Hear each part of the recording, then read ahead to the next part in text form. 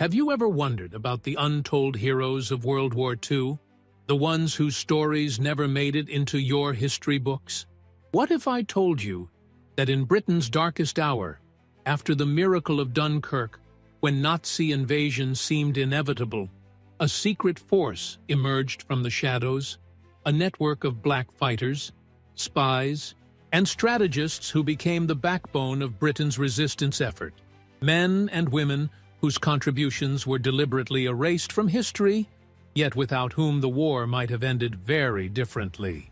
Before I continue with this remarkable story that changed the course of World War II, I'd love to know where you're watching from. Drop a comment below telling us your city or country. And if you want to help us continue sharing these hidden war stories that history has tried to erase, please hit that subscribe button. Your support helps us uncover the truth about the forgotten heroes who shaped our world.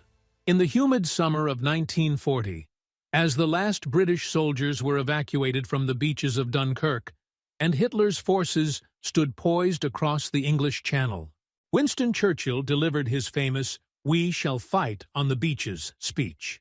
What few people know is that on that same evening, in a nondescript building in London's East End, 27 men and women of African and Caribbean descent gathered in secret to form what would become Britain's most effective but least acknowledged resistance network, the Ebony Circle.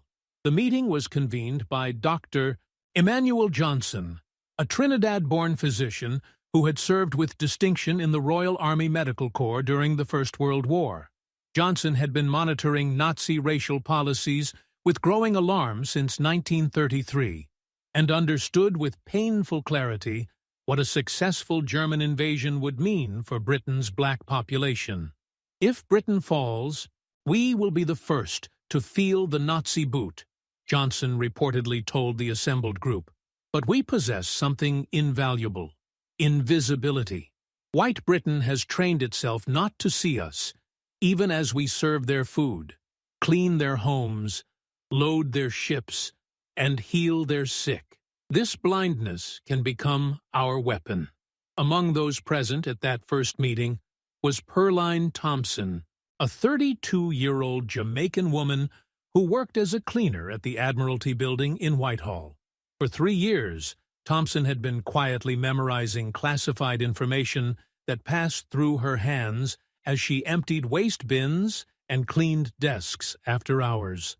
Her phenomenal memory and unassuming presence had allowed her to compile an extensive mental catalog of naval operations, command structures, and security protocols, all without raising the slightest suspicion. "They speak freely around me," Thompson explained. "I am just part of the furniture to them. Less than the furniture, actually. They notice if a chair is out of place, but not if I am in the room." Also present was Harold Williams, a Barbadian dock worker who had been organizing fellow black laborers across London's port facilities since 1938. His network of several hundred loyal men controlled critical points in Britain's maritime supply chain, although few white supervisors realized how coordinated this workforce actually was. Completing the core leadership was Samuel Osei, a Gold Coast-born student at the London School of Economics, who had connections throughout London's African student community. Young, educated men and women who spoke multiple languages and maintained links with anti-colonial movements across the empire. The group's first decision that night was to establish what they called the Silent Map, a comprehensive survey of every black person in Britain, their skills, locations, and potential contributions to resistance efforts. Using church networks, community gatherings, and word of mouth, the Ebony Circle began documenting Britain's black population with meticulous precision. "We mapped ourselves," recalled Josephine Baker, one of the Circle's earliest recruits, in a rare 1978 interview. "Every cook, cleaner, musician, dock worker, student, and preacher. We knew where our people lived, what they could do, who they worked for, and most importantly, what they could see and hear in their daily lives." This human intelligence network quickly became the Circle's greatest asset. In an era before electronic surveillance, the thousands of black workers employed in Britain's homes, government buildings, military facilities, and transportation hubs formed an unnoticed but omnipresent observation system. Information flowed from household servants to delivery workers, from hospital orderlies to university cleaning staff, all eventually reaching the Circle's headquarters. By August 1940, as the Battle of Britain raged in the skies over southern England, the Ebony Circle had established a rudimentary but effective intelligence apparatus. Their first major contribution came when Pearline Thompson, while cleaning an office late one evening, overheard two Royal Navy officers discussing a critical vulnerability in Britain's coastal radar network, a gap in coverage along the Sussex coast that Luftwaffe bombers could potentially exploit. Thompson passed this information to Dr. Johnson, who faced an immediate dilemma: how to alert British authorities without revealing their surveillance operation. The solution came from Samuel Osei, who suggested using what they called a ghost source, a fictional white British citizen whose patriotic concerns would be taken seriously. A letter was sent to the Air Ministry, ostensibly from a retired surveyor who had noted the radar gap while walking along the coast. Within days, mobile radar units were deployed to close the vulnerability.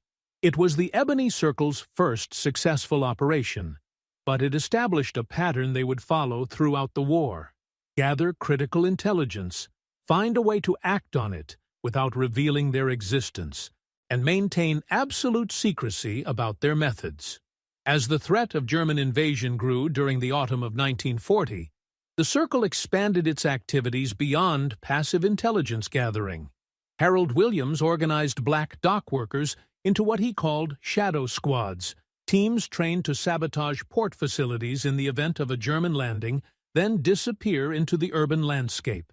We knew every warehouse, every crane, every fuel depot, Williams later explained, and we knew exactly how to disable them without explosives or weapons, using nothing but the tools we worked with every day. A ship can't unload if the cranes won't operate. Tanks can't move without fuel. We planned to silently cripple the invasion force's supply chain from within. In London, the Circle established weapons caches in predominantly black neighborhoods like Brixton and Notting Hill, areas largely ignored by German intelligence services focused on government and military targets.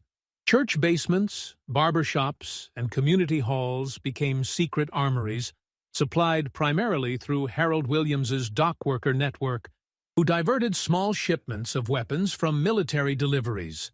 By December 1940, the Circle had expanded to include cells in major ports, including Liverpool, Bristol, and Cardiff, as well as manufacturing centers like Birmingham and Manchester.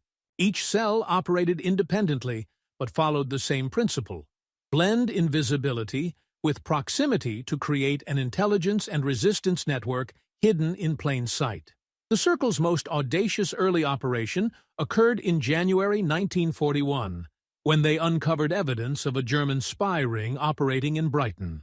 A hotel chambermaid named Dorothy Miller, recruited into the Circle by Pearline Thompson, noticed unusual behavior from a group of Belgian refugees staying at the Grand Hotel.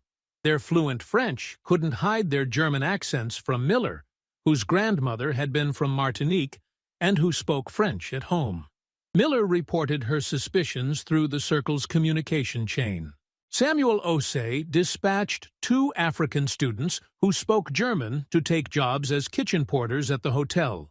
Within 3 days, they had confirmed that the refugees were indeed German agents, likely gathering intelligence for the still-planned invasion. Again, facing the challenge of alerting authorities without exposing themselves, the Circle devised an ingenious solution. They arranged for one of the actual Belgian refugee communities in London to receive an anonymous letter expressing concerns about imposters in Brighton.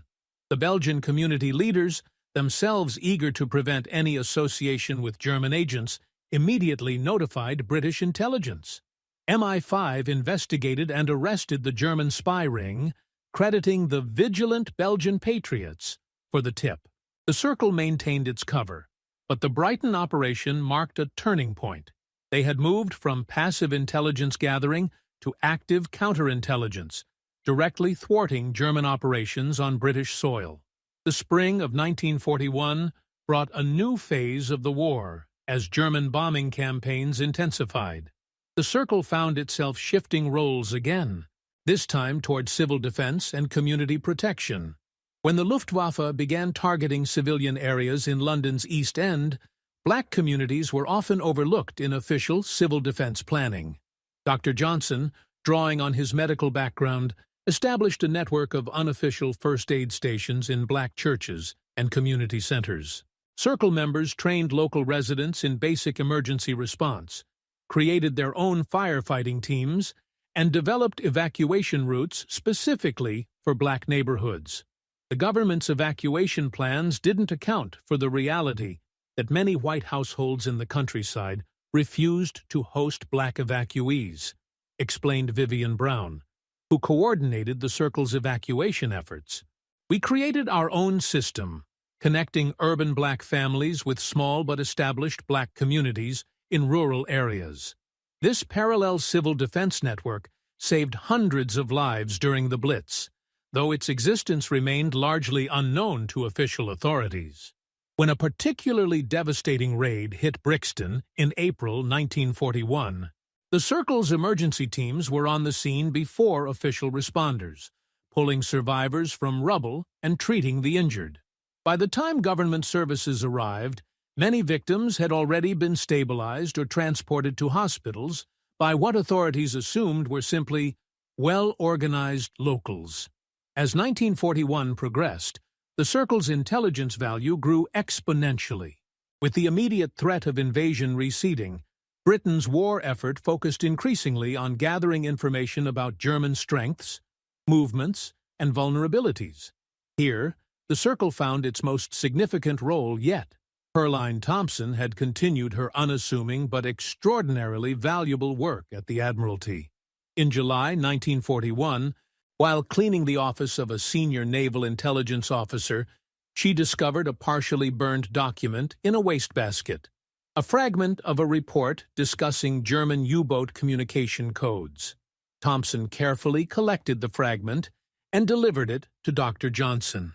The document, while incomplete, contained references to ongoing British efforts to break the Enigma code system used by German U-boats, an operation so secret that even most high-ranking military officers were unaware of its existence.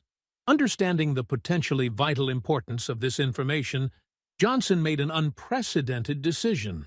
Rather than using their usual ghost source method, he determined that this intelligence was too critical to risk any misinterpretation or delay. He would have to make direct contact with British authorities, despite the enormous risk to the Circle's security. Through Samuel Osei's academic connections, Johnson arranged a meeting with Professor Frederick Lindemann, Churchill's trusted scientific advisor. The meeting took place in a small cafe in Oxford, deliberately chosen for its neutral territory and public setting. "I represent a network of His Majesty's loyal subjects who happen to be black," Johnson reportedly told the startled Lindemann. "We have come into possession of information that may be vital to the war effort, particularly regarding naval codes. I am prepared to share this information, but I need your assurance that our network will remain confidential and that our contribution will eventually be recognized."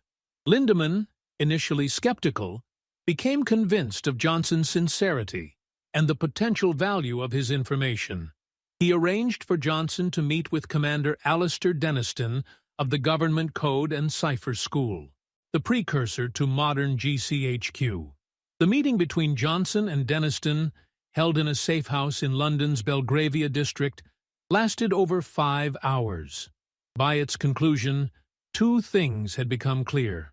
The fragment Thompson had recovered contained information that could significantly assist Britain's code-breaking efforts against German U-boats, and the Ebony Circle possessed intelligence capabilities that official channels had never imagined. Denniston offered Johnson an extraordinary proposal. The Circle would become an unofficial auxiliary to British intelligence, gathering information through their unique access points and channels, but would maintain their independent structure and security. Only Denniston, Lindemann, and eventually Churchill himself would know of the arrangement. Your people are invisible to the Germans for the same reason they are invisible to most Britons, Denniston told Johnson. That invisibility is a weapon we would be fools not to employ. The partnership was formalized in August 1941 through a verbal agreement. Nothing was ever committed to paper. The Circle would focus its intelligence gathering on three primary areas: potential German agents operating in Britain, information related to naval operations, particularly anything touching on the U-boat threat, and any material related to codes or ciphers. In return, Denniston provided Johnson with specialized training in intelligence assessment and communication security, which Johnson then disseminated throughout the Circle's leadership. More significantly, Denniston arranged for a secret fund to support the Circle's operations, money that was disguised in government accounts as miscellaneous domestic services. With this new official, if deeply secret mandate, the Ebony Circle transformed from a community self-defense organization into a sophisticated intelligence network operating at the heart of Britain's war effort. Johnson maintained strict security protocols, ensuring that only he knew the full extent of the Circle's operations, and that even Denniston remained unaware of most Circle members' identities. The arrangement quickly bore fruit. In September 1941, a Circle member working as a porter at a luxury London hotel observed a meeting between a Swedish businessman and a senior British naval officer. The Swedish man's questions about Atlantic convoy routes raised the porter's suspicions, which were reported through the Circle's channels and eventually to Denniston. Investigation revealed the businessman was actually Erich von Falkenhorst, a German agent operating under deep cover. His arrest led to the unraveling of an entire spy network that had been feeding information about Allied shipping to U-boat commanders in the North Atlantic. The Circle's contribution saved countless lives and thousands of tons of vital supplies that would otherwise have been lost to submarine attacks. By early 1942, the Circle had expanded its operations beyond British shores. Samuel Ossie activated his connections among African students, creating what the Circle called the Colonial Network, a system that leveraged the presence of black colonial subjects throughout the British Empire to gather intelligence in territories where white British agents would immediately stand out. In West Africa, Circle-affiliated dock workers in Freetown, Sierra Leone, monitored shipping movements that might indicate Vichy-French collaboration with German forces. In Egypt, Sudanese servants working in Cairo hotels reported on meetings between suspected German sympathizers and local officials. Even in Gibraltar, a small community of West Indian workers provided valuable observation of Spanish activities along the border, helping to assess whether Franco's regime might abandon its neutrality and join the Axis powers. The colonial network's most significant contribution came in June 1942, when African seamen in Durban, South Africa, reported unusual German naval activities in the Indian Ocean.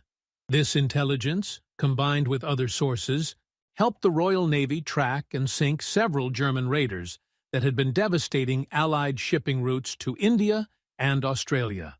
Back in Britain, the Circle's domestic intelligence operations continued to expand. Pearline Thompson had been promoted to supervisor of the Admiralty's cleaning staff, giving her even greater access to sensitive areas. She recruited selectively from among her staff, focusing on individuals with exceptional observational skills and absolute loyalty. "We never took written notes," Thompson later recalled. "Everything was committed to memory and passed verbally. We developed memory techniques based on Caribbean storytelling traditions, encoding information in patterns and rhythms that seemed like nothing more than folk songs or rhymes to anyone overhearing. This method proved invaluable in November 1942, when Thompson's team discovered evidence of a security breach within the Admiralty itself. A cleaner noticed that certain classified documents appeared slightly out of alignment each morning, suggesting they were being photographed or copied overnight.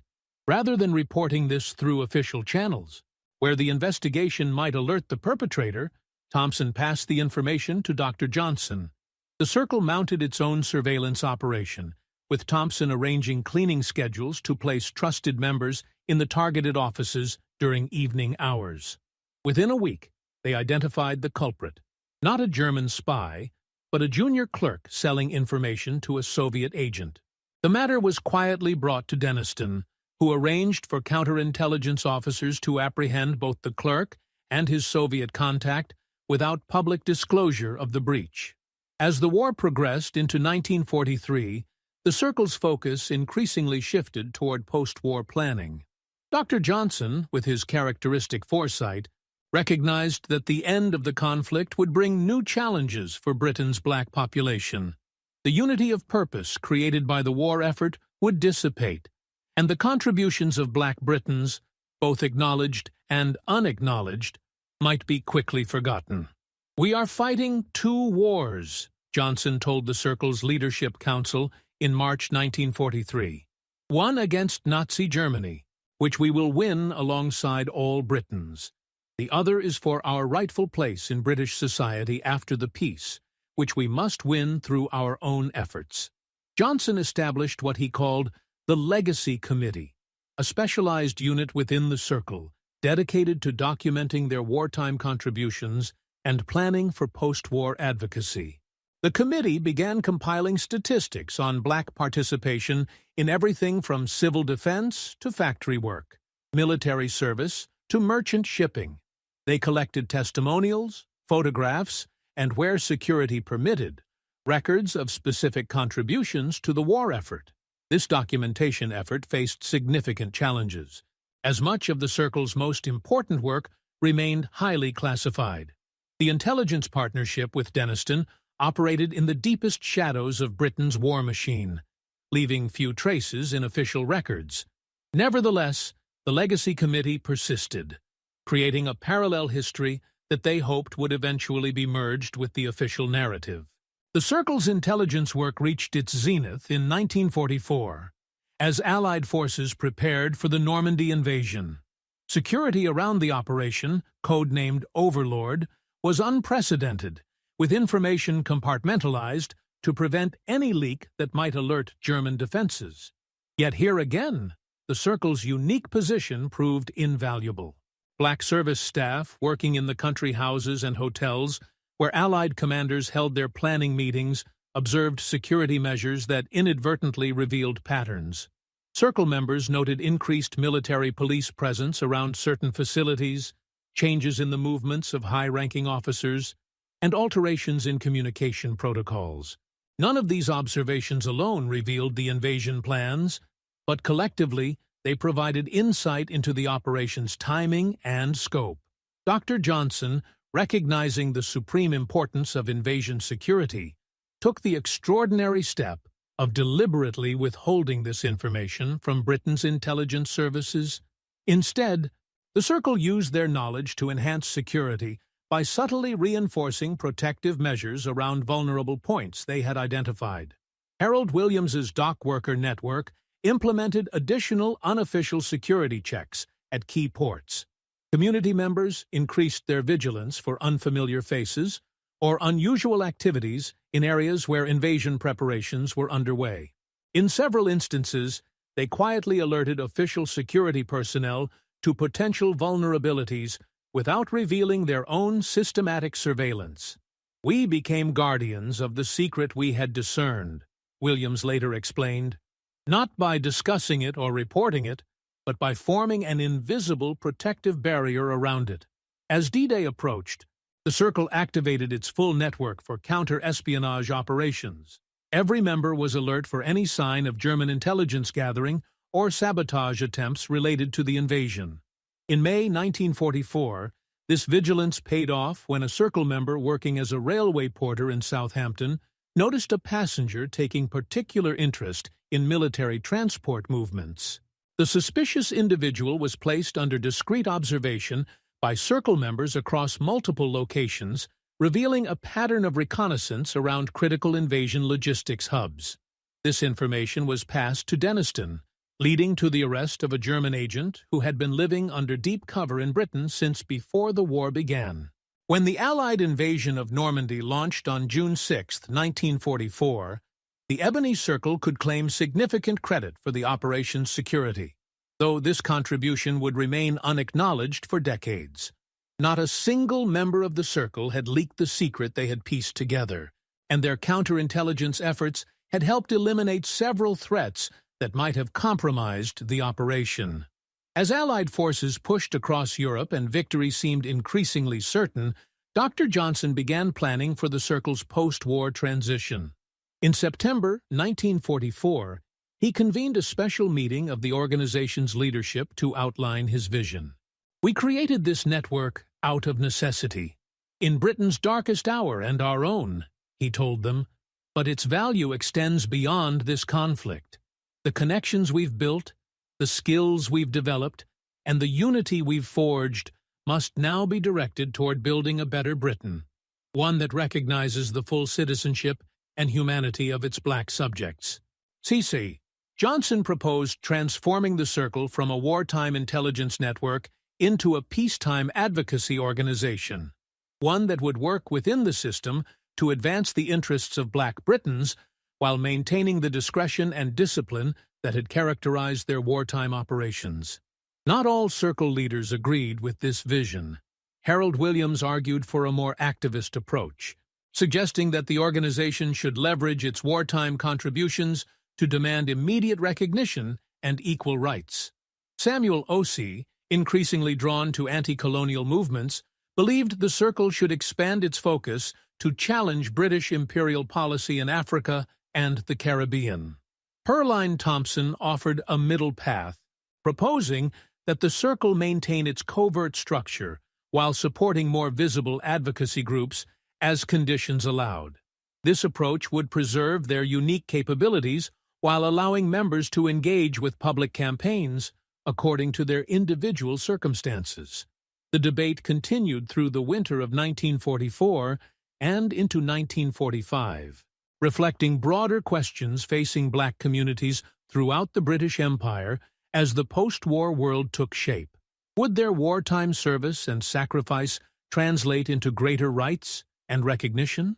Or would the racial hierarchies of the pre-war world reassert themselves once the common threat had passed? Events in Britain seemed to suggest the latter. Even before the war ended, incidents of racial discrimination against Black servicemen and workers began to increase. Housing advertisements openly stated, "No colored," despite the housing shortage affecting all Britons. Demobilization plans for colonial troops prioritized their quick return to their countries of origin, rather than honoring promises of British citizenship that had been made during recruitment. These developments strengthened Johnson's conviction that the Circle's work would be as necessary in peace as it had been in war. In March 1945, with Allied victory all but assured, he met again with Commander Deniston to discuss the future of their arrangement. The meeting was difficult. Deniston, while personally appreciative of the Circle's contributions, faced institutional pressure to normalize intelligence operations in the post-war environment. The ad hoc arrangements of wartime were giving way to more formalized structures, with little room for an independent Black intelligence network. "I can ensure that certain records acknowledge the assistance of specialized civilian sources," Deniston offered, "but I cannot promise that the full extent of your organization's contributions will ever be officially recognized. The nature of our work requires that much remains in shadow." Johnson had anticipated this response. "We did not join this fight for recognition," he replied. "We joined because Britain's freedom and ours were indivisible. But now we must ensure that this freedom applies equally to all who defended it, regardless of their color." They reached a compromise. The intelligence partnership would formally end with the surrender of Japan, but Denniston would establish a small fund to support the Circle's transition to peacetime activities and would maintain personal contact with Johnson. Most significantly, Denniston promised to secure Churchill's private acknowledgement of the Circle's wartime service, a moral victory, if not a public one. Churchill kept this promise. In July 1945, shortly before losing the post-war election, he sent a handwritten letter to Dr. Johnson that stated simply, "Britain had many hidden heroes in her darkest hour. History may never know all their names, but those who guided Britain's destiny in that time know the debt we owe to you and your people. The freedom preserved belongs equally to all who defended it." Johnson shared Churchill's words with the Circle's leadership, but kept the letter itself secure. It would remain among the organization's most treasured possessions, tangible proof of their contribution, even if that contribution remained officially unacknowledged. With the war's end, the Ebony Circle began its transformation. The intelligence apparatus was gradually dismantled, with record-destroying protocols eliminating most evidence of their covert operations. The weapons caches established during the invasion threat were quietly dispersed, with some items returned through Harold Williams's dock connections and others simply abandoned in secure locations. But the human network remained intact, evolving to serve new purposes.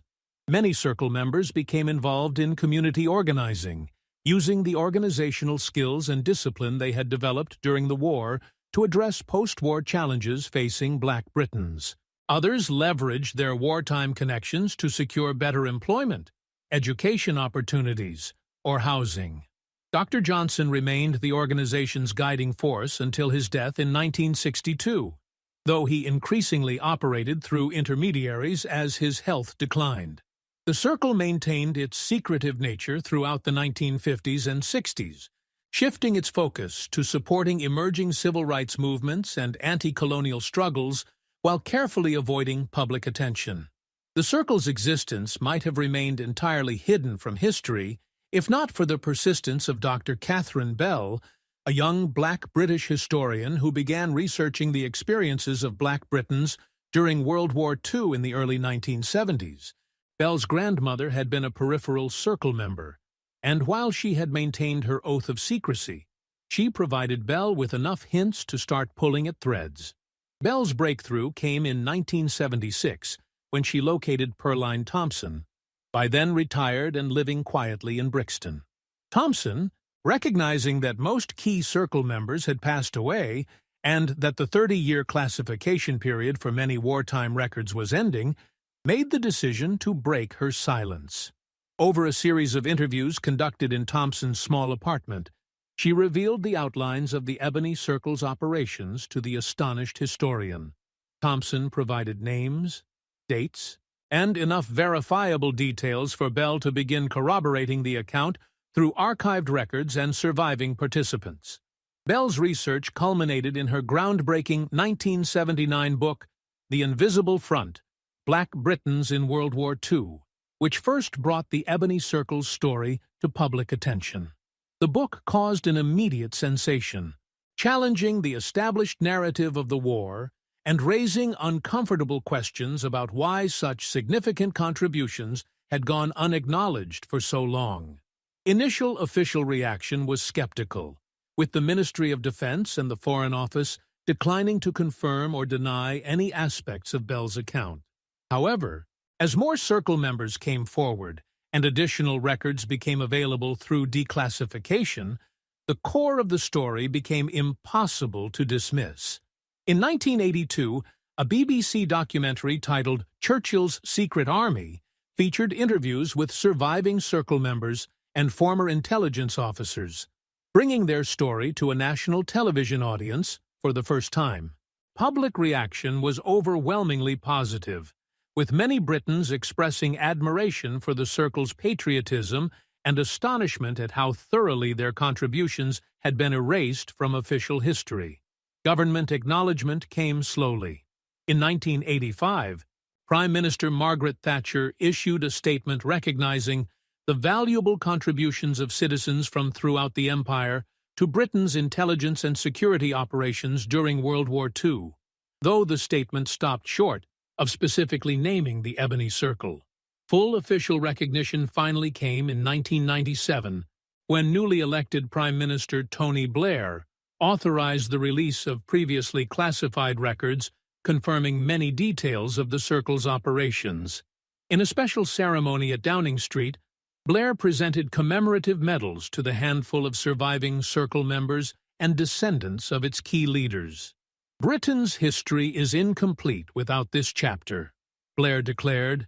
"The men and women of the Ebony Circle demonstrated the highest form of patriotism, serving a country that often failed to recognize their full humanity, protecting a society that frequently excluded them, and doing so with extraordinary skill and absolute discretion."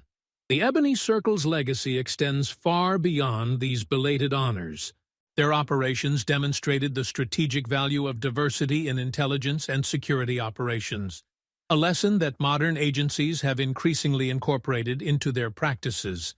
Their organizational model, leveraging the unique position of marginalized communities, has influenced both legitimate resistance movements and intelligence operations worldwide. Most importantly, the Circle's story challenges us to reconsider the established narrative of World War II and the narrow definition of heroism it often presents. In Britain's darkest hour, when invasion seemed imminent and survival uncertain, a group of people who had every reason to feel alienated from British society instead chose to organize in its defense.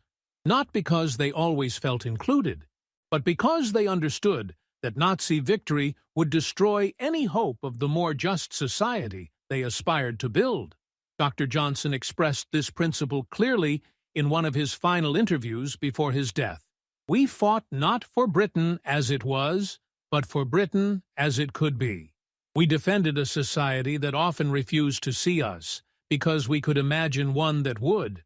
That imagination, that vision of a better, more equal future, was perhaps our greatest strength of all." Today, as communities around the world continue to struggle for recognition, equality, and justice, the Ebony Circle offers a powerful example of how marginalized groups can transform their apparent disadvantages into unique strengths. Their invisibility became their power. Their exclusion became their motivation. Their solidarity became their weapon. And perhaps most remarkably, they achieved all this while maintaining their humanity and moral clarity in a time when both were under extraordinary pressure. They defended a society that had not fully accepted them, without becoming bitter. They operated in the shadows of intelligence work without being corrupted by its moral compromises. They fought for a better future while refusing to abandon their principles in the present. As you reflect on this remarkable chapter of history that remained hidden for so long, consider the invisible contributions that may be occurring in your own time. Who are the overlooked individuals and communities making crucial differences in your society? Whose stories remain untold? And how might our understanding of history and ourselves change if these stories were brought to light? The Ebony Circle's journey from wartime necessity to historical recognition reminds us that truth has a power that transcends temporary silence. Their story was buried for decades, but never truly lost. It emerged when the world was finally ready to hear it, challenging us to expand our understanding of heroism, patriotism, and the complex tapestry of contributions that shape our shared history. For those facing adversity or exclusion today, let the Circle's example be both inspiration and evidence that your contributions matter, even when they go unrecognized. Like Dr. Johnson and his colleagues, you too might be planting seeds of change that will flower long after your time has passed. May we all find the courage to serve our highest ideals, even when unacknowledged, to maintain our integrity even in the shadows, and to work for a better future, even when the present denies us full citizenship in it. For as the Ebony Circle demonstrated, true strength often lies hidden where others fail to look, and the most powerful resistance sometimes comes from those a society has taught itself not to see.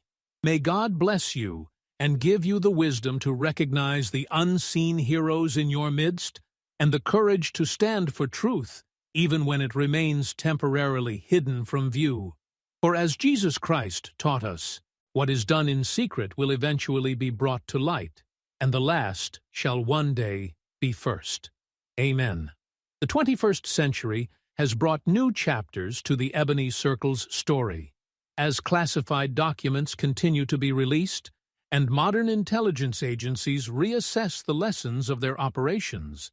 In 2007, the release of previously sealed MI5 files revealed an even more startling dimension to the Circle's wartime activities, one that had remained hidden even from Dr. Catherine Bell's groundbreaking research. These documents confirmed that in late 1943, the Ebony Circle had uncovered and neutralized what could have been one of the war's most devastating intelligence breaches.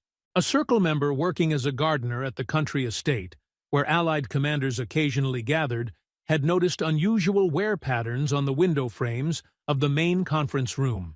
Upon closer inspection, he discovered sophisticated listening devices installed in multiple locations throughout the building.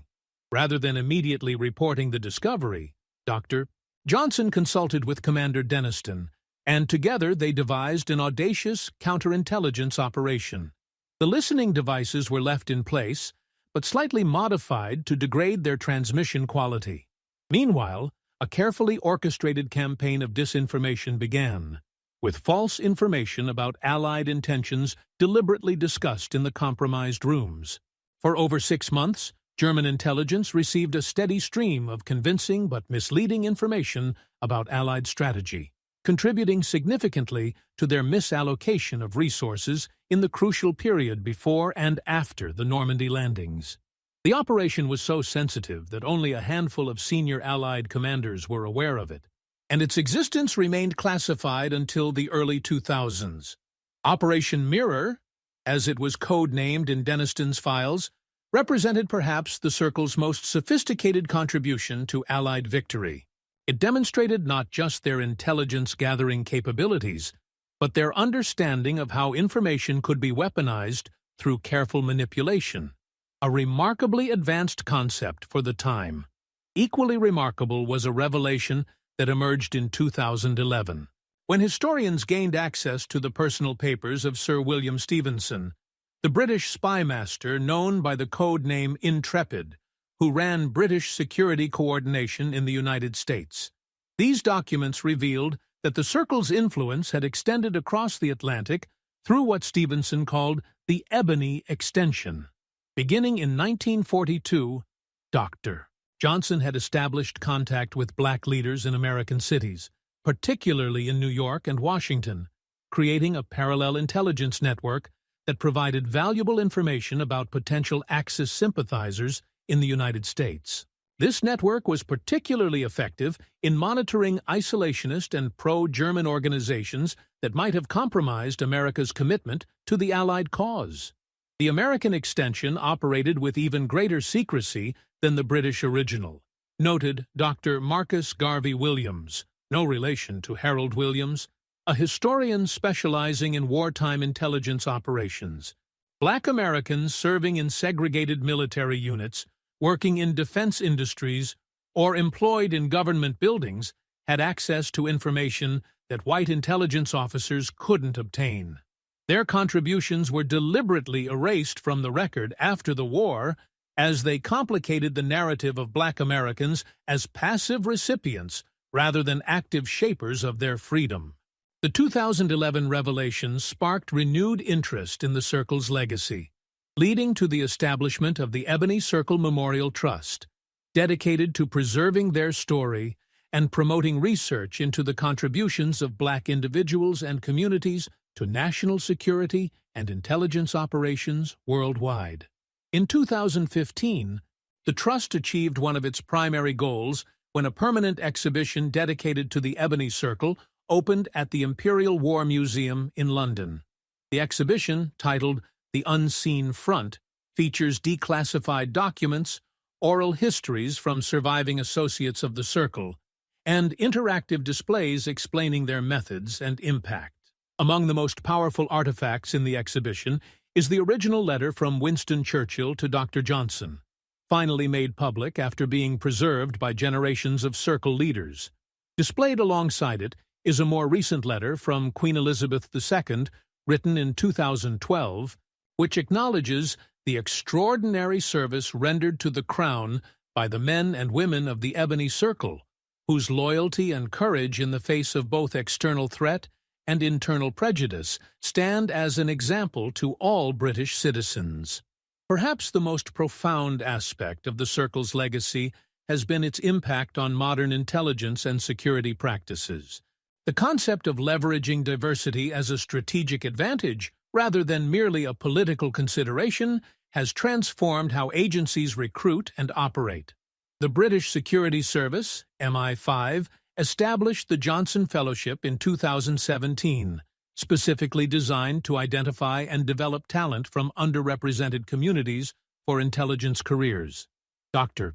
Johnson understood something in 1940 that many security organizations are only now fully grasping, explained Catherine Barnes, former Deputy Director of GCHQ, Britain's Signals Intelligence Agency. Homogeneous intelligence agencies have predictable blind spots. Diversity isn't just about fairness, it's about effectiveness. The Circle's success came precisely because they could see and access what mainstream British intelligence couldn't. This principle has expanded beyond government agencies. Private security firms, corporate intelligence units, and cybersecurity teams increasingly recognize that diverse perspectives provide resilience against emerging threats. Several leading firms explicitly cite the Ebony Circle's methods in their training materials as a case study in how apparent disadvantage can become asymmetric advantage in the intelligence field. The Circle's operational security practices have also influenced modern tradecraft. Their use of cultural references, folk traditions, and community structures as secure communication channels anticipated methods that would later become standard in intelligence operations. Their discipline in avoiding written records and their compartmentalization of information represented best practices that many formal agencies failed to maintain as consistently. They were decades ahead in understanding that human networks, properly structured, could be more secure than technical systems, noted Edward Snowden in a 2019 interview.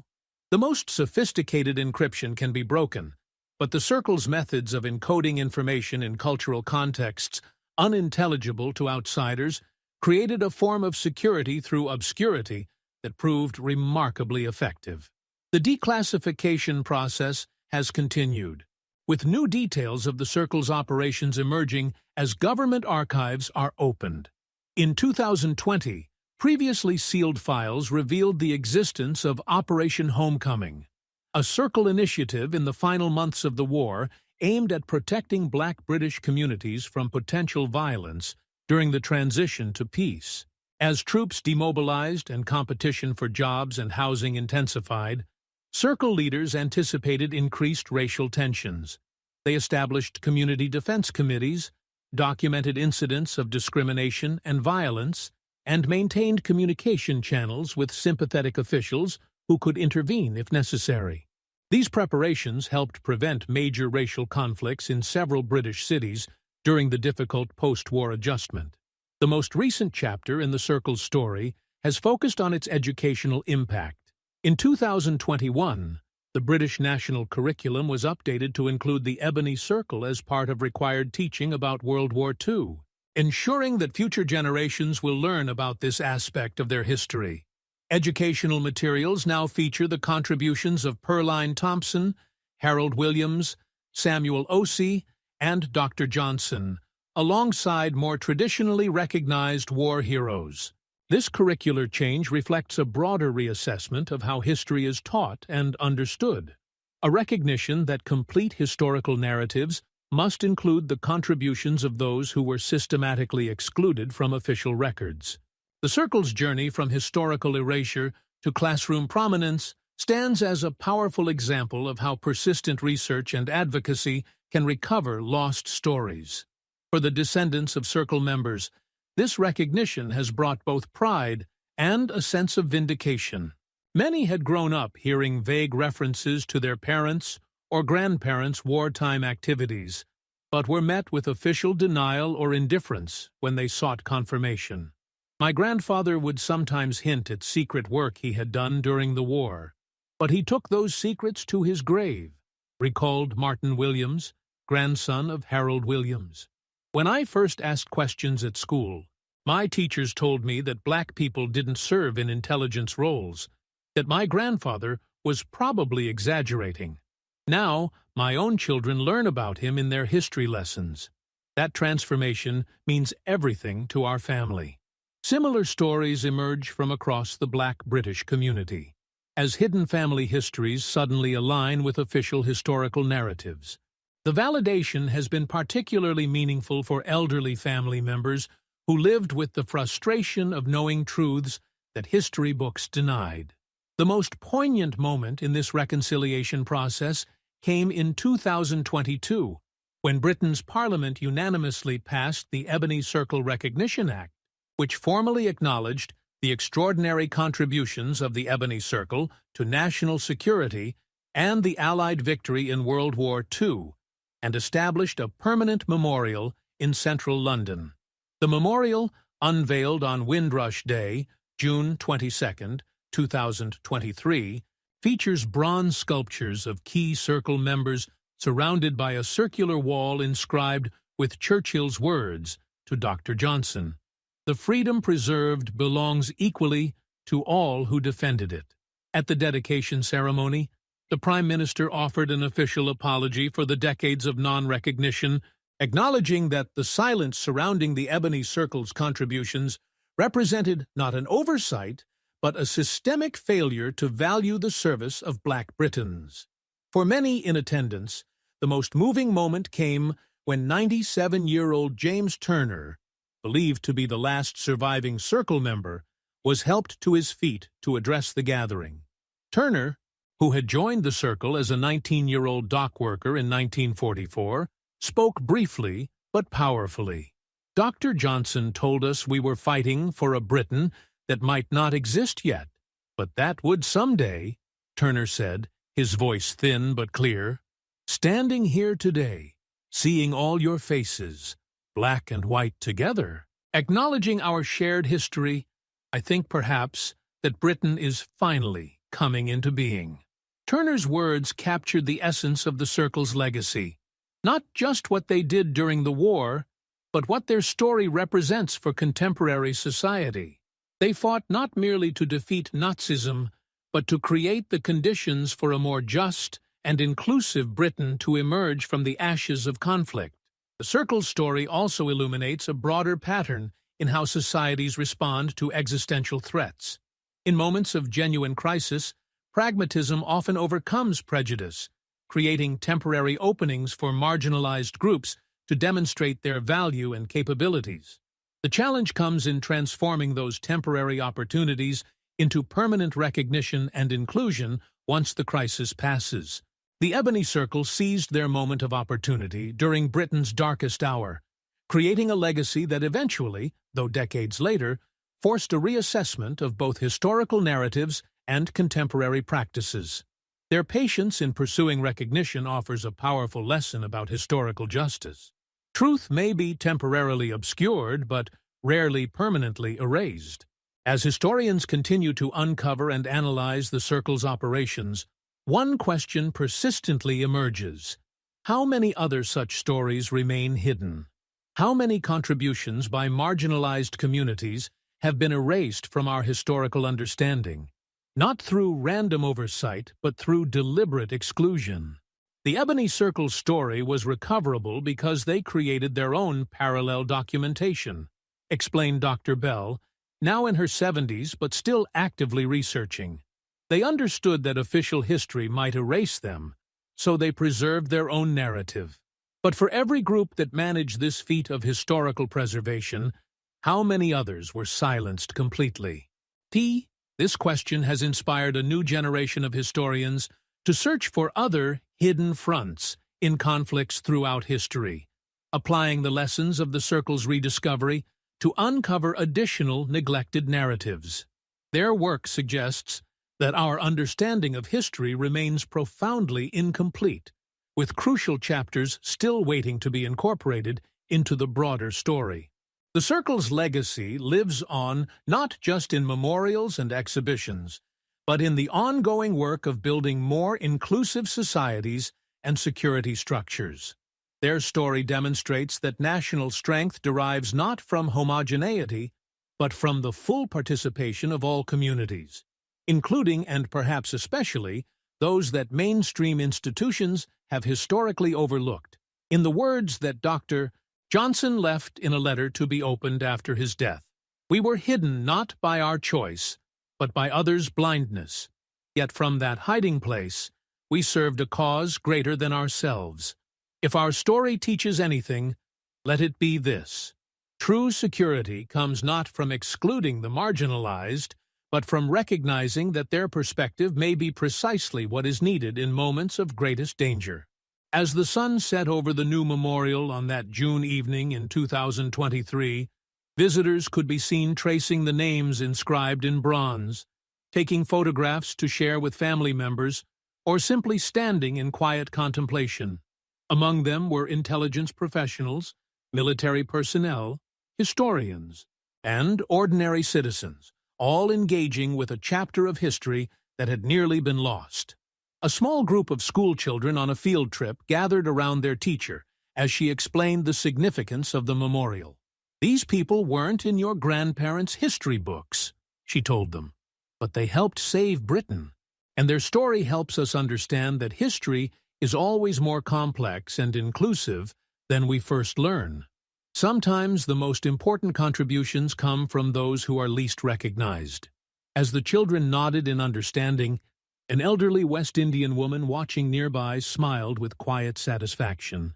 She had grown up hearing whispers of the Circle from her parents' generation, but had never expected to see their contributions acknowledged so publicly. Approaching the teacher, she introduced herself as the niece of one of the Circle's members, and offered to share some family stories with the class. The spontaneous oral history session that followed, with children of all backgrounds gathered around this keeper of hidden history, embodied everything the Circle had fought for: a Britain where all voices could be heard and all contributions valued. In that moment, the past and future connected, as stories once deliberately suppressed became part of the nation's collective memory. This, perhaps, is the Ebony Circle's most enduring legacy. Not just what they did during 6 years of war, but how their rediscovered story continues to reshape our understanding of history and our vision for the future.